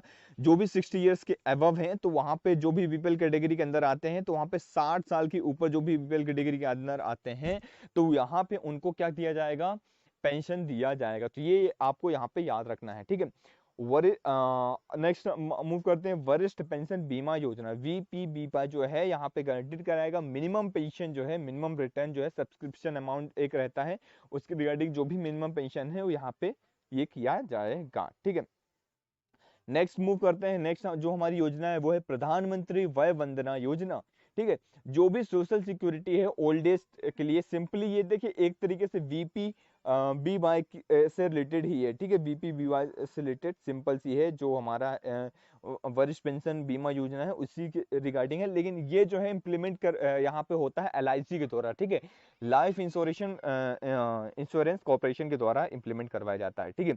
वयोश्रेष्ठ सम्मान, ठीक है, ये आपको याद रखना है, वयोश्रेष्ठ सम्मान क्या है, कंफर्म करवाएगा, ऐसा नेशनल अवार्ड यहाँ पे दिया जाएगा इमिनेंट सीनियर सिटीजन को और इंस्टीट्यूशन को, ठीक है, कोई भी इस तरीके सीनियर सिटीजन हो गया, ठीक है, इमिनेंट सीनियर सिटीजन, ठीक है, और इंस्टीट्यूट हो गए जो कि वेरियस कैटेगरी के अंदर कंट्रीब्यूशन कर रहे हैं। इंटरनेशनल डे होता है ओल्डर पेंशन के अंदर, यहाँ पे जिसे international day of older pension person जो है मनाया जाता है, उस दिन इनको ये सम्मान दिया जाएगा। तो ये सारी चीजें हो गई जो हमने डिस्कस करी। आई थिंक अब आपको कोई भी क्वेश्चन इससे रिगार्डिंग आ जाएगा, पेरेंट्स की डेफिनेशन, चिल्ड्रन की डेफिनेशन, कितनी एज होती है, कितना क्या रखना है, सारी चीजें हमने डिस्कस करी हैं, डिटेल में डिस्कस करी हैं, तो कोई भी क्वेश्चन आएगा आपसे छूट के नहीं जाने वाला, ठीक है। अगर आपने अच्छे से लेक्चर को सुना है, अच्छे से समझा है, तो बिल्कुल छूट के नहीं जाने वाला, ठीक है। आपको करना ये है बार बार इस चीज को रिवाइज करना है, जितना ज्यादा हो सके उतना ज्यादा आप रिवाइज करिए, ठीक है। नेक्स्ट आर्टिकल की ओर मूव करते हैं, जो कि हमारा है मैनुअल स्कैवेंजिंग, ठीक है। जैसे कि आप लोग जानते हैं मैनुअल स्कैवेंजिंग पहले बहुत ज्यादा चलता था, आजकल भी जो है काफी ज्यादा देखने को मिलता है काफी जगह, इसकी वजह से काफी ज्यादा डेथ होती रहती है। तो अगर यहाँ पे देखिए ministry of social justice and empowerment के द्वारा यहाँ पे राज्यसभा के अंदर ये चीज मेंशन की गई है कि 282 पीपल्स, याद रखिएगा कितने, 282 लोग, बहुत लोग होते हैं, people have been dead while cleaning sewer septic tank, जो एक तरीके से सीवेज होता है और सेप्टिक टैंक होता है, उनको साफ करते हुए वो मर गए, ठीक है, डेड हो गए, मतलब कोई डूब गया, कोई सांस ढंग से नहीं ले पाया, कोई एक तरीके से वीरियस जो गैसेस निकलती हैं सेप्टिक टैंक वगैरह से, उसकी वजह से उन्हें प्रॉब्लम हो गई और वो डेथ हो गई, ठीक है, बिटवीन 2016 टू 19। ये सोचिए 3 साल का ये डेटा है, 3 साल के अंदर लगभग 282 पीपल डेड हुए हैं, तो बहुत बड़ी बात है, ठीक है, इसको भी हमें रिजॉल्व आउट करना चाहिए। तो उसी के रिगार्डिंग यहाँ पे ये लॉ आया है, ठीक है, मैनुअल स्कैवेंजिंग। अब हम इसको देखते हैं, ये फटाफट इसके सारे पॉइंट्स को डिस्कस करते हैं, ठीक है। सबसे पहले हम डिस्कस करेंगे इंटरनेशनल प्रोविजन क्या क्या है इसके रिगार्डिंग, ठीक है। तो मैनुअल स्कैवेंजिंग के रिलेटेड जो है कॉन्स्टिट्यूशनल और इंटरनेशनल प्रोविजन देखते हैं। तो सैनिटेशन जो है सबसे पहला पॉइंट क्या है, स्टेट सब्जेक्ट है। देखिए कोई भी चीज अगर न्यूज में रहती है तो प्रीवियसली इस तरीके से यूपीएससी के अंदर काफी न्यूज पूछा जा सकता है कि ये स्टेट लिस्ट में आता है या सेंट्रल लिस्ट में आता है, यूनियन लिस्ट में आता है या फिर कंकरेंट लिस्ट में आता है। आप लोग कंफ्यूज रहते हैं कि यार इतनी सारी चीजें हम किस किस चीजों को याद रखना है। देखिए आपको सबको याद नहीं रखना है, आपको वही चीजें याद रखनी है जो कि न्यूज में है, ठीक है। तो ये चीज न्यूज में है, ये चीज डायरेक्टली मेंशन है, तो आपको याद रख लेना है। सैनिटेशन किस सब्जेक्ट में आता है, स्टेट सब्जेक्ट में आता है, स्टेट लिस्ट के अंदर आता है, ठीक है। कॉन्स्टिट्यूशन ऑफ इंडिया के अंदर जो है यहाँ पे मेंशन है इंटरनेशनल पोजीशन जो कि एबॉलिश किया है। आर्टिकल 17 के अंदर अनटचेबिलिटी को एबॉलिश किया है, ये सारी चीजें आती है, ठीक है। प्रोहिबिट किया है यहाँ पे कास्ट बेस्ड डिस्क्रिमिनेशन को, ठीक है, तो वो आर्टिकल 15 के अंदर आता है, सबको इक्वलिटी दिया जाए, ठीक है। तो ये सारी चीजें हमारी कॉन्स्टिट्यूशन के अंदर भी मेंशन है, ठीक है। अंडर द कॉन्स्टिट्यूशन आर्टिकल 21, जैसे कि आप लोग जानते हैं कि not only the right to life but also the right to life with dignity, मतलब एक तरीके से आपको सम्मान पूर्ण जो है जीवन जीने का आपको मतलब एक तरीके से अधिकार यहाँ पे दिया गया है। तो काफी इंपॉर्टेंट हो जाता है, सम्मानीय जो है जीवन आपका होना चाहिए। तो आर्टिकल 21 के अंदर ये चीज मेंशन है, तो काफी इंपॉर्टेंट हो जाता है, ठीक है। तो ये सारे पॉइंट्स हमने देख लिए। अब अगर हम यूएनएचआरसी की बात करते हैं तो United universal declaration of human rights की बात करते हैं, ठीक है। तो ह्यूमन राइट्स के अंदर यहाँ पे रिकॉग्नाइज किया गया है कि आर्टिकल 1, 22, 23 के अंदर बहुत सारी चीजें इसके रिगार्डिंग जो है मेंशन है, ठीक है। आगे चलते हैं। Ministry of social justice and empowerment जो है इसके रिगार्डिंग जो है रिस्पॉन्सिबल है रिहेबिलिटेशन, मैनुअल स्कैवेंजिंग के लिए, ठीक है। तो ये सोशल जस्टिस और एम्पावरमेंट ये सारी चीजें देखता है। सेल्फ एम्प्लॉयमेंट कैसे स्कीम हो गया, रिहेबिलिटेशन, मैनुअल स्कैवेंजिंग, ठीक है, रहे, ये सारे पॉइंट्स ये चीज जो है डील करता है और देखता है, ठीक है। आगे चलते हैं यहाँ पे provision of employment as a manual scavenger and rehabilitation act 2013। तो हम थोड़ा सा एक्ट के बारे में डिस्कस कर लेते हैं। 2013 का ये एक्ट है, इसके अंदर इंटेंट किया गया है, एलिमिनेट किया गया है इनसैनिटरी लेटरिन्स और सर्वे ऑफ मैनुअल स्कैवेंजर को यहाँ पे रिहेबिलिटेट करने की बात की गई है, ठीक है, जो भी रिहेबिलिटेट होना चाहते हैं, ठीक है।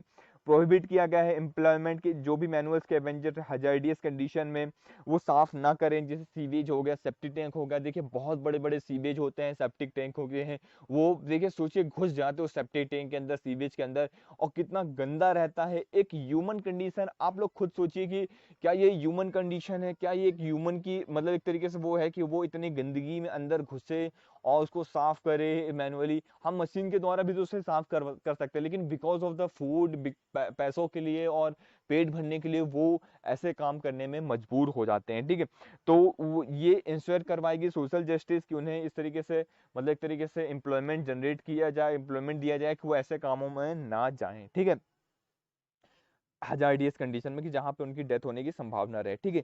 यहाँ पे प्रोहिबिट किया जाएगा कि जो ड्राई लेट्रिन्स वगैरह ऑल काइंड ऑफ मैनुअल जो क्लीनिंग है वो ये यहाँ पे मना है, ठीक है। मतलब मशीन के द्वारा आप जाइए साफ करिए, ऐसा मना नहीं है मशीन, लेकिन आप मशीन का यूज करिए, प्रॉपर सैनिटेशन का यूज करिए, प्रॉपर यहाँ पे जो भी गाइडलाइंस दी गई हैं, ठीक है, जैसे मास्क कवर करना हो गया, ठीक है, हाथों में मास्क पहनना हो गया, ठीक है। ये बहुत सारी इस तरीके से इक्विपमेंट्स बनाए गए हैं और मशीनरीज बनाए गए हैं, तो जिसका आप यूज करिए, उसके बाद आप उसको डायरेक्ट करिए, तो कोई आपको मतलब एक तरीके से ना हेल्थ इशू आएगा ना किसी प्रकार का कोई इशू आएगा, ठीक है। तो ये सारी चीजें मेंशन है under section 8 of this act. Section 8 के अंदर यहाँ पे कोई पर्सन अगर वायलेट करता है तो यहाँ पे उसे पनिशमेंट दिया जाएगा, ठीक है। 2 साल तक का पनिशमेंट इम्प्रिजनमेंट दी जा सकती है और 12 लाख रुपए तक की फाइन दिया जा सकता है, या दोनों एक साथ दिया जाता है, ठीक है। कि 2 साल की सजा भी हो गई और 12 लाख रुपए तक का फाइन जो हो गया दिया जा सकता है, ठीक है। और इसको बढ़ा के अगर इसे बार बार सब्सिक्वेंटली वायलेट करता है, बार बार वायलेट करता है, तो यहाँ पे क्या किया जाएगा, इम्प्रीमेंट जो मतलब जो सजा है वो 5 साल तक बढ़ाई जा सकती है और जो फाइन है वो 15 लाख रुपए तक बढ़ाया जा सकता है, ठीक है। तो ये सारे पॉइंट्स आपको यहाँ पे याद रखने हैं, ठीक है। और इसके अंदर और क्या क्या आ जाता है, ठीक है, और तो हम देख लेते हैं फटाफट। जैसे प्रोविजन ऑफ द रिहेबिलिटेशन, जैसे आइडेंटिफाई द मैनुअल स्कैवेंजर, जैसे जो initial one time cash assistant होगा, ठीक है। पहला स्कॉलरशिप तो चिल्ड्रन और मैनुअल स्कैवेंजर, जो मैनुअल स्कैवेंजर के जो चिल्ड्रन है उनसे मतलब एक टाइम तो पहले कैश असिस्टेंट दिया जाएगा, जो भी इस तरीके से काम करते हैं, ठीक है, किया है उन्होंने, तो उन्हें एक टाइम इस तरीके से असिस्टेंट दिया जाएगा पैसों का। सेकंड में उनके जो चिल्ड्रन होंगे जो स्कैवेंजर कर रहे हैं, ठीक है, साफ सफाई कर रहे हैं, तो उनको क्या किया जाएगा, मैनुअल जो उन्हें स्कॉलरशिप दी जाएगी कि वो अच्छे एजुकेशन इंस्टीट्यूट में पढ़ाई कर सके, अच्छी एम्प्लॉयमेंटी ले सके, वो भी एजुकेट हो सके, वो भी आगे बढ़ सके, ठीक है। Allotment of the resident plots वगैरह हो गया, फाइनेंशियल असिस्टेंट उनको दी जाएगी, उनके लिए एक तरीके से घर जो है कंस्ट्रक्ट करके दिया जाएगा, ठीक है, बिल्ड करके दिया जाएगा। ट्रेनिंग ऑफ लाइवलीहुड स्किल्स के लिए, अगर वो थोड़ा सा ऐसा बड़े हो गए कि अब एजुकेशन नहीं ले सकते हैं या पर्टिकुलर उस बेसिक लेवल से लेने में उन्हें काफी टाइम लग जाएगा, तो उसके लिए वो उन्हें क्या यहाँ पर किया गया है कि कोई भी इस इस लाइवलीहुड के लिए उनको स्किल्स सिखाई जाएगी, इसके रिगार्डिंग यहाँ पे स्टाइपेंड भी दिया जाएगा जो एटलीस्ट 3,000 हर महीने जो है 3,000 पर मंथ यहाँ पे दिया जाएगा। ठीक है, तो ये यहाँ पे आपको याद रखनी है। उन्हें लोन वगैरह हो गया, मतलब ये सारी चीजें जो है प्रोवाइड करवा दी जा सकती हैं। ठीक है, तो ये सारी चीजें हमने डिस्कस करी। नेक्स्ट हम मूव करते हैं नेशनल कमीशन फॉर द सफाई कर्मचारी, NCSK। काफी इंपॉर्टेंट हो जाता है आपके एग्जाम के पर्सपेक्टिव से, क्योंकि काफी ज्यादा न्यूज में रहा है। आपने सुना भी होगा कि नरेंद्र मोदी जी जो है सफाई कर्मचारी के पास गए थे, उनके पैर वगैरह धोए थे, जो मतलब ये काफी ज्यादा न्यूज में रहा है। और कभी कोई देश का PM इस तरीके से कोई काम कर रहा है तो वो काफी इंपॉर्टेंट हो जाता है। आप इन सभी चीजों को मतलब माइंड में रखिए, और फिर अगर आप आंसर राइटिंग करते हैं तो बहुत अच्छी आपकी क्वालिटी ऑफ आंसर राइटिंग निखर के आएगी जब आप इन सारी चीजों को भी मेंशन करेंगे।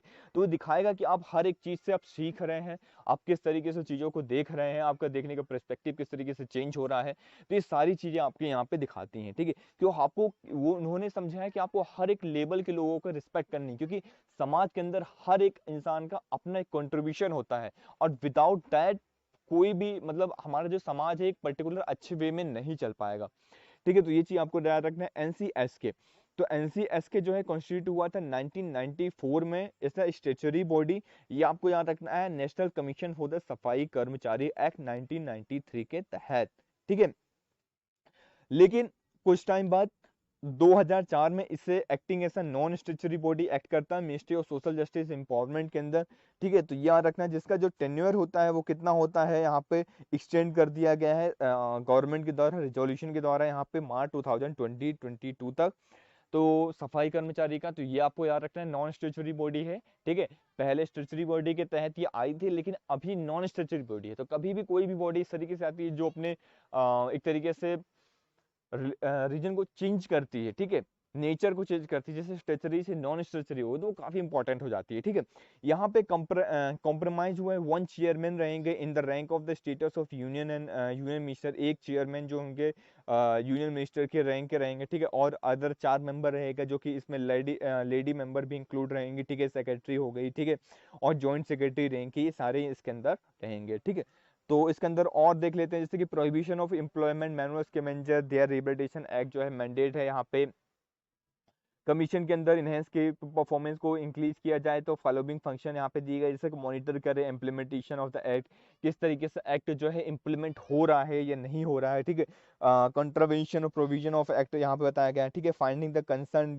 अथॉरिटीज रिगार्डिंग कि कहाँ पे अच्छे से काम नहीं हो रहा है, कौन सी ऐसी अथॉरिटी जो नहीं कर पा रही, तो सारी चीज यहाँ पे मेंशन है। ठीक है, यहाँ पे एडवाइस दिया गया है central government the state government to effective implementation of the provision, कि इफेक्टिव इम्प्लीमेंटेशन हो प्रोविजन का। तो ये आपको याद रखना है। ठीक है, सू मोटो नोटिस यहाँ पे की बात की गई है relating to the non implementation of the act, कि अगर कभी एक्ट जो है इम्प्लीमेंट नहीं होता है तो सू मोटो एक्शन भी लिया जा सकता है। मतलब सू मोटो एक्शन मतलब एक तरीके से आप खुद से एक्शन लेना। ठीक है, पर्टिकुलर अगर आपको दिख रहा है कि सामने वाला एक्शन नहीं ले रहा है तो आप खुद ही जाके एक्शन ले रहे हैं। ठीक है, तो ये सारी चीज हो गई। यहाँ पे देखिए कुछ न्यूज में आप देख लीजिए।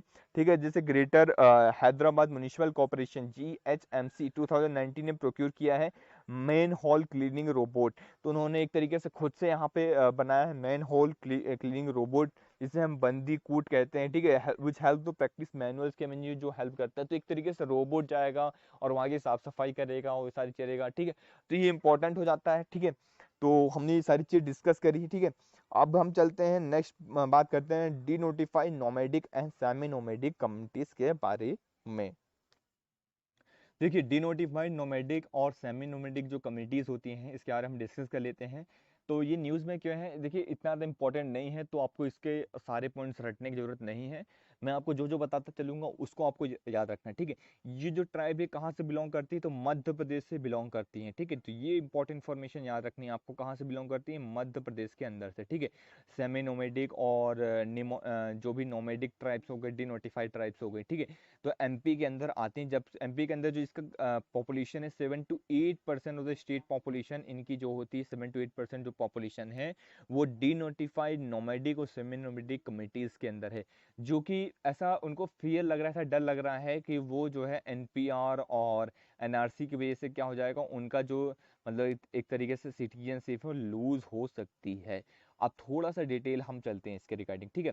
ब्रिटिश एरा के टाइम पे, कॉलोनियल रूल के टाइम पे, जो भी एडिक्टेड जो भी नॉन बेलेबल ऑफेंस के जहाँ पे रजिस्टर किए जाते थे जो भी ट्राइब्स के अंदर, ठीक है, तो वो जो ट्राइब्स हो गए तो उन्हें हम कहते थे क्रिमिनल ट्राइबल एक्ट आया था 1871 के अंदर, ठीक है।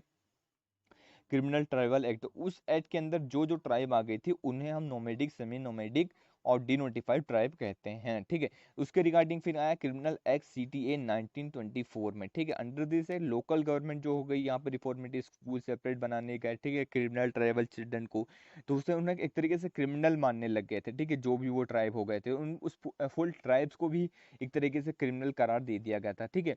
जो भी नोमेडिक ट्राइब हो गई, जो भी डिनोटिफाइड ट्राइब हो गई, ठीक है, तो दोनों ट्राइब्स को यहाँ पे रिगार्डेड क्रिमिनल जो है ट्राइब यहाँ पे दर्जा दे दिया गया था। तो ये पॉइंट्स आपको यहाँ पे याद रखना है, जो कि मेनली एससी के और एसटी और ओबीसी की कैटेगरी में अभी आते हैं, ठीक है। तो ये आपको यहाँ पे याद रखना है, ठीक है।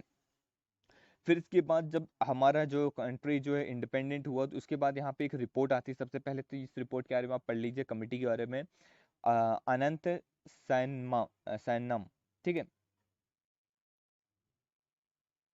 अनंत सैनम अयनगर कमिटी, ठीक है। तो ये जो कमिटी है यहाँ पे एक वर्कआउट करती है, ठीक है, सीटीए के अंदर यहाँ पे रिपेल करती है अगस्त 1949 के फॉर्मल जो क्रिमिनल ट्राइब है उसको डिनोटिफाई करती है एक तरीके से, ठीक है। 1952 के अंदर यहाँ पे हैजुअल ऑफेंडर बिल 1952 जो है एक्ट जो है लेके आती है, ठीक है। तो यही जो है ये सारे पॉइंट्स रखती है, ठीक है। इसके रिगार्डिंग 2002 में जो है जस्टिस वेंकट चालीसा कमीशन, ठीक है, वेंकटेश चालिया कमीशन यहाँ पे सेटअप होता है, जो कि रिकमेंड करता है इसको स्ट्रेंथन करने के प्रोग्राम को, जो भी डिनोटिफाइड ट्राइब्स हैं, ठीक है, उनको रिकमेंड करता है कि किस तरीके से वो लोग इन सारी मैटर्स को देखें, उनसे आगे बढ़ें, ठीक है, उनके डेवलपमेंट्स की बात करें, ठीक है। उनके रिगार्डिंग जो है नेशनल कमीशन तैयार होता है, ठीक है, national commission for the denotified nomadic and semi nomadic tribes, ठीक है। तो वहाँ पे कमीशन बनाया जाता है जो कि कॉन्स्टिट्यूट किया जाता है 2015 के अंदर, जिसके जो चेयरमैन होते हैं वो कौन होते हैं, बाल कृष्णा सिडके रेनके, ठीक है। तो ये उनका नाम याद रखना है, ठीक है। तो इनके चेयरमैन रहते हैं, ठीक है। तो ये इंपॉर्टेंट इन्फॉर्मेशन हो जाती है, ठीक है। यहाँ पे भिखू राम जी इद्दत जो होगा ये कॉन्स्टिट्यूट होता है, यहाँ पे चेयर करते हैं ये, तो ये आप याद रख सकते हैं। वीडियो जो कमीशन के नाम है ये आपसे पूछा जा सकता है, ठीक है। ये किस चीज़ से रिलेटेड है, डायरेक्टली इससे क्वेश्चन नहीं पूछा जाएगा, ये क्वेश्चन पूछा जाएगा किस चीज़ से रिलेटेड, ठीक है। तो भिखू राम जी इद्दत ये यहाँ पे जो है सेमी नोमेडिक ट्राइब जो है चेयर किया किया करते 2015 के अंदर, ठीक है। इन्होंने सबमिट किया था report voice of the denotified nomadic and semi nomadic tribe in 2018। तो उनकी आवाज़ जो है यहाँ पे एक तरीके से दिखाने की कोशिश की जा रही थी कि उन्हें यहाँ पे परमानेंट डेवलपमेंट वेलफेयर बोर्ड यहाँ पे तैयार किया जाए, एक सोसाइटी तैयार की जाए जिस तरीके से उनको एम्पावरमेंट दिया जाए। तो यही सारी चीज़ यहाँ पे बताई गई थी। जो डिनोटिफाइड जो ट्राइब होती हैं उनमें क्या क्या प्रॉब्लम्स होती है, सिंपल चीज़ है, सोशल डिस्क्रिमिनेशन ज़्यादा देखने को मिलेगा, इकोनॉमिक हार्डशिप से बहुत ज़्यादा देखने को मिलेगी, पॉपुलेशन यहाँ पे लैग देखने को मिलेगा, सेंसस डेटा के अंदर इनका कोई भी मेंशन चीज़ें जो है ज़्यादा अच्छे तरीके से मेंशन नहीं है, ठीक है। तो ये सारी चीज़ें यहाँ पे मेंशन रहती है। अब देखिए हम नेक्स्ट आर्टिकल की ओर मूव करते हैं, जो कि हमारे वन धन विकास केंद्र। अब हम इसके बारे में बात करते हैं। सबसे पहले मिनिस्ट्री याद रखना है, मिनिस्ट्री ऑफ ट्राइबल अफेयर्स ने यहाँ पे प्रपोज किया है वन धन विकास केंद्र। तो ये इंपॉर्टेंट हो जाता है किस मिनिस्ट्री के द्वारा है, ट्राइबल अफेयर्स की मिनिस्ट्री के द्वारा है, ठीक है। तो ये वन धन विकास के मतलब ट्राइबल अफेयर्स मिनिस्ट्री के द्वारा, ठीक है। यहाँ पे प्रपोज किया, यहाँ पे एक्सपेंड करने की यहाँ पे बात की जा रही है वन धन विकास स्कीम को, ठीक है। वन धन स्कीम जो कि वन धन विकास कार्यक्रम है, ठीक है। तो यहाँ पे प्राइमरी जो है पे मैकेनिज्म है मार्केटिंग द माइनर फॉरेस्ट के जो प्रोडक्ट है, मिनिमम सपोर्ट, एमएसपी प्राइस से डेवलपमेंट वैल्यू चेंज। एक सिंपल वे में मैंने प्रीवियस लेक्चर में भी आपको कई बार समझाया है कि सपोज जो भी यहाँ पे एक तरीके से बहुत सारे जंगल है आपका, ठीक है, और जंगल में से उन्होंने बहुत सारी जो छोटी छोटी, जैसे शहद का एग्जाम्पल लेता हूँ, ठीक है, हनी उन लोगों ने निकाला, अब उसको सिंपल मार्केट में बेचेंगे तो पर्टिकुलर 200 रुपीज़ पर केजी समथिंग जाएगा, ठीक है, एग्जाम्पल ले रहा हूँ, ठीक है। लेकिन उसी हनी को अगर वो हनी क्यूब बना देते हैं या कुछ इस तरीके से कुछ भी उसमें वैल्यू एडिशन कर देते हैं अपने नॉलेज से, अपने अलग अलग चीज़ें से, स्किल से सीख सीख के, ठीक है, तो उनको क्या होगा, यहाँ पे वही चीज़ वो अच्छे दामों में बेच सकते हैं, जिससे उनकी इनकम यहाँ पे बढ़ेगी, लाइवलीहुड वहाँ पे उनका अच्छे तरीके से बढ़ेगा। तो वही चीज़ यहाँ पे बात की जा रही है कि किस तरीके से हमें वन धन यहाँ पे विकास केंद्र किया जाएगा, ठीक है। इसके अंदर ट्राइफिड यहाँ पे जो है विल बी फैसिलिटेट किया जाएगा, ठीक है। वन धन स्कीम के अंदर ट्राइफेड जो होगा आपको याद रखना है, ट्राइफेड इंपॉर्टेंट हो जाता है, आगे हम डिस्कस भी करेंगे ट्राइफेड क्या है, कैसा क्या है, ठीक है। तो एमपी लेड एमएफपी जो होगा मिनिमम जो सपोर्ट प्राइस है, ठीक है, एमएफपी लेड जो है मल्टीपर्पज वन धन विकास केंद्र यहाँ पे सेटअप किया जाएगा। 30 ट्राइबल एमएफपी जो है गैदर किया जाएगा, 10 एसएचजी जो है कंप्राइज होंगे, ये आपको यहाँ पे याद रखना है, ठीक है। एक तरीके से सेंटर बनाया जाएगा, केंद्र सेटअप किया जाएगा जिसके रिगार्डिंग प्रोक्योरमेंट होगी, ठीक है, जो कि अलग अलग स्किल्स, हैंडीक्राफ्ट जो ट्रेनिंग होगी, टेक्निकल सपोर्ट दिए जाएंगे ट्राइफेड के अंदर, ये सारी चीज़ें दी जाएगी कि किस तरीके से उनकी स्किल्स को डेवलप किया जाए, क्या सारी चीज़ें यहाँ पे की जाए, ये सारी चीज़ें इसके अंदर मेंशन है। तो ये सारी चीज़ें आपको यहाँ पे याद रखनी है, ठीक है। इस स्कीम के अंदर वो क्या चीज़ें हैं, जैसे implementation through the ministry of tribal affair, tribal affairs के यहाँ पे ये चीज़ जो है सेंट्रल लेवल पे डिपार्टमेंट के द्वारा, ट्राइफेड के द्वारा यहाँ पे नोडल एजेंसी है नेशनल लेवल की, ये सेटअप किया जाएगी और इम्प्लीमेंट किया जाएगा। स्टेट लेवल पे स्टेट नोडल एजेंसी रहेगी, ठीक है। डिस्ट्रिक्ट कलेक्टर्स हो गए यहाँ पे बहुत ज़्यादा एक वाइटल रोल प्ले करेंगे, ठीक है।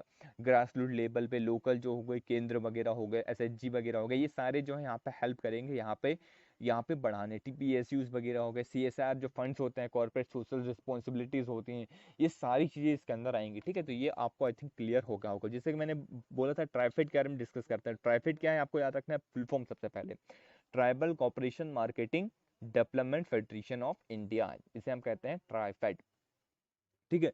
तो एग्जिस्टेंस में कब आया है, 1987 में एग्जिस्टेंस में आया। तो सबसे पहले आपको याद रखना है 1987 में एग्जिस्टेंस में एक नेशनल लेवल की एपेक्स ऑर्गेनाइजेशन है, ठीक है, जो फंक्शन होती है ministry of tribal affairs government of India के अंदर, ये याद रखना है आपको, ठीक है। तो आई थिंक आपको ये चीज याद हो जाएगी, मिनिस्ट्री ऑफ ट्राइबल अफेयर्स के अंदर आता है ट्राइफेड, और ट्राइफेड का फुल फॉर्म क्या है, ठीक है। तो ये आपको यहाँ पे याद रखना है, ठीक है।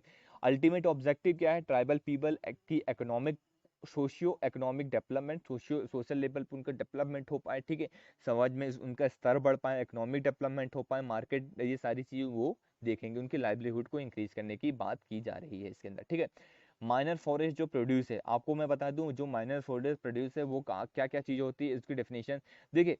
मैंने वैसे कि जो क्रैश कोर्स हमारा था उसके अंदर जो है हमने बहुत अच्छे में, एक फॉरेस्ट वाला लेक्चर है तो वो बहुत अच्छे से डिस्कस किया है, जो फॉरेस्ट की डेफिनेशन हर एक जगह से वहाँ पे डेवलप जो है फॉरेस्ट सर्वे जो रिपोर्ट आया था एफएसपी, तो उसके रिगार्डिंग जो जो पॉइंट्स हो सभी डिस्कस किए हैं। तो अगर आपने वो लेक्चर नहीं देखा है तो मैं लिंक में दे दूंगा नीचे, तो वहाँ से आप देख सकते हैं, या ऊपर आ रहा होगा भी तो पॉइंट दे दूंगा यहाँ पे, तो यहाँ से भी आप देख सकते हैं, लेक्चर के लास्ट में भी मैं दे दूंगा, ठीक है। तो वहाँ पे आप जरूर जाके वो चीज़ देखिएगा, ठीक है। जो माइनर फॉरेस्ट है, तो अगर मैं आपको डिफाइन करूं तो नॉन टिम्बर जो फॉरेस्ट होता है जो प्रोड्यूस होता है, उसे मेजर सोर्स ऑफ लाइवलीहुड होता है, जो न्यूट्रिशन मेडिसिनल नीड्स जो होते हैं, ये सारी चीज़ें एसटी कम्युनिटीज़ की जो हो गई, एससी कम्युनिटीज़ हो गई, इनकी कम्युनिटीज़ को प्रोवाइड करवाता है, तो ये इनके लिए इंपॉर्टेंट हो जाता है, ठीक है। इनका जो मैकेनिज्म है, marketing of the minor forest हो गया, produce through the minimum support price, यहाँ पे प्रोड्यूस करने की वैल्यू चेन, एमएफपी स्कीम, ये सारी चीज़ें यहाँ पे हेल्प की जा रही हैं, तो ये सारी चीज़ें आपको यहाँ पे याद रखना है, ठीक है। एक नोडल मिनिस्ट्री जो इम्प्लीमेंट करती है, ठीक है, ट्राइबल अफेयर्स, तो अब तो आप याद ही हो गया होगा, बार बार ट्राइबल अफेयर्स के नाम की बात की जा रही है ट्राइफेड द्वारा, ठीक है।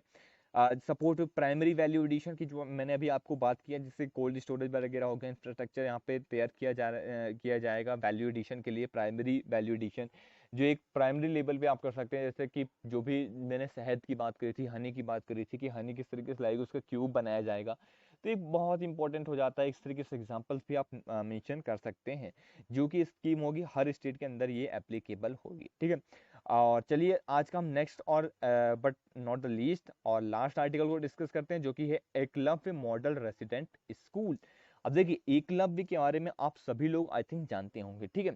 तो 400 more than 400 Eklavya model resident school जो है सेटअप किया जाएगा ट्राइबल एरिया के अंदर 2022 के अंदर अंदर। तो देखिए वो भी एक जो थी एकलव्य जो थे हमारे, वो बहुत अच्छे एक धनुर्धर थे, जो कि ट्राइबल एसटी कमिटी से बिलोंग करते थे, ठीक है, प्रीवियसली। तो उन्हीं के नाम पे ये जो है एक मॉडल स्कूल जो है रेसिडेंट स्कूल तैयार किया जा रहा है। तो ऑब्वियस सी बात है एसटी कैटेगरीज के लिए मेनली हो गया। मिनिस्ट्री पूछी जाए कभी भी तो आपको याद होगा ट्राइबल है, मतलब एक तरीके से मिनिस्ट्री ऑफ ट्राइबल अफेयर्स हो गए, ठीक है। तो मिनिस्ट्री आप बिल्कुल गलत मत करके आइएगा, मिनिस्ट्री काफी ज्यादा पूछी जाती है, तो आपको मिनिस्ट्री वाला क्वेश्चन जरूर सॉल्व करके आना, ठीक है।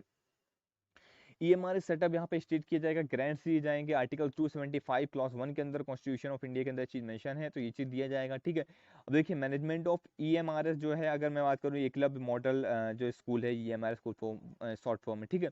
कमिटी यहाँ पे इंक्लूड किया जाएगा, जैसे कि एनजीओ हो गए, इन्वॉल्वमेंट हो गया, एजुकेशन इंस्टीट्यूट वगैरह सारी चीजें इसके अंदर मैनेज रहेंगी, ठीक है। इसका ऑब्जेक्टिव क्या है कि क्वालिटी मिडिल जो है, एक मिडिल लेवल पे और हाई लेवल पे जो एजुकेशन है एसटी कम्युनिटीज को, स्टूडेंट का रिमोट एरियाज के अंदर जिन्हें अच्छे तरीके से एजुकेशन प्रोवाइड नहीं हो पाता उन्हें एजुकेशन प्रोवाइड करवाना, उन्हें असेसमेंट दिलवाना, ठीक है, रिजर्वेशन दिलवाना, हाई प्रोफेशनल एजुकेशन कोर्सेज में उन्हें, गवर्नमेंट जॉब में उनकी पार्टिसिपेशन को पहुंचाना, ये सारी चीज़ें यहाँ पे जो है इनका एम है। ठीक है, कंस्ट्रक्शन इंफ्रास्ट्रक्चर प्रोवाइड कर पाना, educational physical environment culture student of life को बढ़ाना देना। ठीक है, तो हर लोग जो एजुकेशन का सबको हक है। ठीक है, तो ये सारी चीज़ हमने डिस्कस करी। कैसा रहा लेक्चर आज का, आपको कमेंट सेक्शन के अंदर जरूर बताना है। ठीक है, और वेरियस लेक्चर को आपको जरूर देखते रहना है, लेक्चर को शेयर करना है, फटाफट हर जगह फैला दीजिए। देखिए काफ़ी ज़्यादा मेहनत पड़ती है लेक्चर बनाने में, सो आपको इस मेहनत को आगे ले जाना है, ज़्यादा से ज़्यादा लोगों तक पहुँचाना है, जिससे ज़्यादा से ज़्यादा लोग इसका फ़ायदा उठा पाएँ। देखते रहिए, पढ़ते रहिए, शेयर करते रहिए, घर पे बने रहिए और बस पढ़ते रहिए। और जैसा भी कभी भी एग्ज़ाम होता है, कभी भी एग्ज़ाम होता है आपका, तो टेंशन मत लीजिए, डेट आगे बढ़ती है पीछे आती है, आपको ही टाइम मिला है तो फटाफट कोशिश करिए टाइम का यूटिलाइजेशन करने के लिए। नेक्स्ट लेक्चर में हम एजुकेशन देखेंगे और इसको हम फटाफट कवर कर लेंगे। ठीक है, so thank you very much for the discussion.